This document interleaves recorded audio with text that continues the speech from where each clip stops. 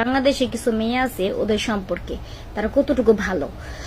তো 1 বছর আগে একটা বাংলাদেশের একটা মেয়ে আমার টিকটক আইডিতে আমাকে ইনবক্সে নক দেয়। তো আমাকে অনেক কিছু জিজ্ঞেস করে আমি কেমন আছি, ভালো আছি। তো আমি উত্তর দিলাম, বাংলাদেশি মেয়ে যেহেতু উত্তর দিলাম।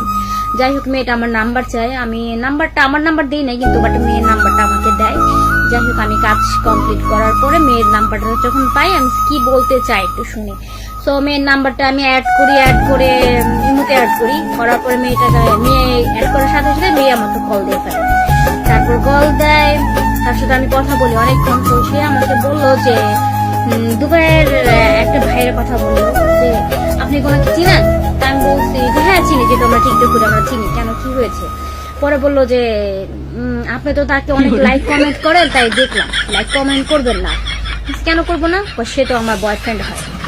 আপনার বয়ফ্রেন্ড হয়? তো আমি হাইসা দিলাম। টিকটকে তো আমরা লাইক কমেন্ট করতেই পারি, তাই না? না, আপনার লাইক কমেন্ট করবেন, আমার বয়ফ্রেন্ড আপনি কেন লাইক কমেন্ট করবেন? ঠিক আছে, আপনার লাভ রিয়াক্ট কেন দিবেন? তখন আমি বললাম যে সো হোয়াট, কি হয়েছে তাতে? পরে বললো যে আমি তাকে কোশ্চেন করি যে আপনি কি ম্যারিড পারসন? পরে মেয়েটা বললো যে হ্যাঁ আমার ম্যারিড পারসন, আমার একটা মেয়ে একটা ছেলে আছে। আমি তো পুরো হতাশ হয়ে গেলাম। আপনার ম্যারিড পারসন, আপনার একটা মেয়ে একটা ছেলে আছে, তারপর আপনার দুবাইয়ের বয়ফ্রেন্ড লাগি কেন? তার স্বামী নাই? আপনার স্বামী কি মারা গেছে? পরে বলে নাউজুবিল্লাহ আস্তাগফিরুল্লাহ, আমার স্বামী কেন মারা যাবে না? স্বামী আছে। আপনার স্বামী মারা গেলে আপনার বয়ফ্রেন্ড আছে মানে কি? বুঝলাম না। না, আমার বয়ফ্রেন্ড আমাকে মাস গেলে অনেক অনেক টাকা হেল্প করে, আমার বিপদে আপদে আমাকে অনেক টাকা হেল্প করে, এর জন্য আমার বয়ফ্রেন্ডকে আমি ছাড়ি না। আপনার বয়ফ্রেন্ডকে এর জন্য ছাড়েন না? আমার বয়ফ্রেন্ড আমাকে অনেক ভালোবাসে। কিন্তু আপনার বয়ফ্রেন্ড কি বিবাহিত না অবিবাহিত? না, আমার বয়ফ্রেন্ডও বিবাহিত, আমার বয়ফ্রেন্ডেরও বাচ্চা কাচ্চা আছে। তো আপনার বয়ফ্রেন্ড ঠিক আছে, বিদেশের ছেলেরা 10টা প্রেম করতে পারে, এটা কোনো does not better matter. But আপনি একটা মেয়ে মানুষ হয়ে কিভাবে সম্ভব আপনার স্বামী সংসারের উপরে আরেকটা ছেলের সাথে পরকীয়া প্রেম করতেছেন? বলে কি যে হ্যাঁ আমি দেশে গেলে তো আমার আমার বয়ফ্রেন্ড তো দেশে আসে, দেশে আসলে আমার সাথে দেখা করে আমার বাসায় আসে, পার্কে ঘুরি, এই সেই এই কথাই বললো মেয়ে আমার সাথে।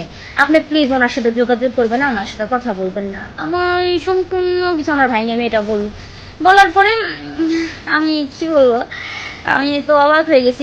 এই হচ্ছে আমাদের দেশের মেয়েদের অবস্থা। দেখেন, স্বামী সংসার করে তারপরও তাদের পরকীয়া প্রেম আসক্ত তারা প্রবাসী একটা ছেলে পাইলে তারা কি ধরনের কি পরিমাণ পাগল হয়ে যায় কিছু কিছু মেয়েদের জন্য, আমাদের মেয়েদের দুর্নাম হয়। হ্যাঁ, প্রবাসী একটা ছেলে পেলে মনে করো আল্লাহ মালদার পার্টি পাইছে, এখন তারা খাইতেই হবে। কিন্তু সেই মেয়েটার কথা শুনে আমি খুবই হতাশ হয়েছি। কিভাবে পারে তারা, কিভাবে পারে এসব নষ্টামি করতে? তাদের হাজবেন্ড, আমার তো মনে হয় না তাদের হাজবেন্ড এইসব দেখে। আর তাদের হাজবেন্ড এইসব দেখলে কি এসব মানতো? আমার তো মনে হয় না। তার হাজবেন্ড মনে হয় হিজলা, এর জন্য তার বউরে দিয়ে পরক্রিয়া প্রেম করায় প্রবাসী ছেলেদের সাথে। আল্লাহ আল্লাহ মাফ করো, কিছু মনে করবে না সবাই। যদি কোনো আমার কথা ভুল ত্রুটি হয়ে থাকে আমার দৃষ্টিতে দেখবেন। তো আমার মনে হলো এটা আমার শেয়ার করা উচিত, তো আমি এর জন্য শেয়ার করলাম।